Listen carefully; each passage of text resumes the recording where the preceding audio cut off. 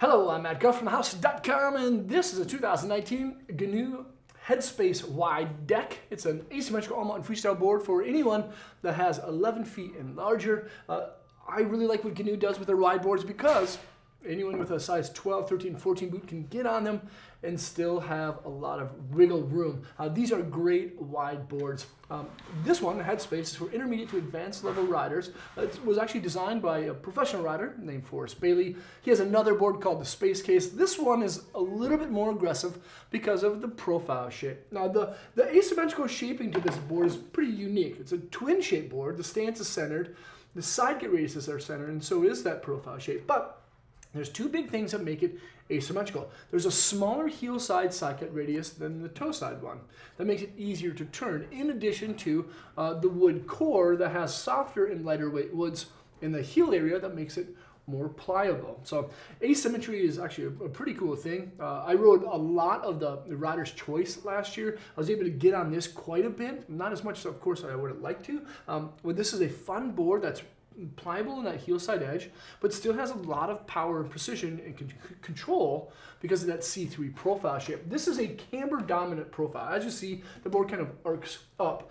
Right in the middle, of course it arcs, but in between your feet, there's a raised rockered section. So it's a little bit more loose when tracking straight than a traditional camber board. It's a little less catchy on those contact points. Just a little bit. But then there's that flex rating. So the board has a lot of power. The C3 is great when on an edge, when snapping ollies, but it has a feeling flex of a 5, right in the middle. Not too soft, not too stiff, and that's what makes it such a great all-mountain freestyle board. You see this board a lot in the parks because, of course, Forrest Bailey rides it. It's a twin board. However, if you like riding groomers, jumping off side hits, cat tracks, things of that sort, you can still ride this thing. And if you want to ride some deep snow, just set the stance back and you'll be good to go. Inside is a wood core called the G1. It's poplar, polony, and birch. There's birch internal sidewalls along the rails. Majority of the board is actually aspen. And then there's Paulownia. The Paulownia wood, there's a little bit more of it in that heel side edge than the toe side edge, again, making it a little bit more pliable. But then there's biax fiberglass on the bottom that makes the board feel nice and smooth, and triax glass on top that makes it have a little bit more energy and liveliness.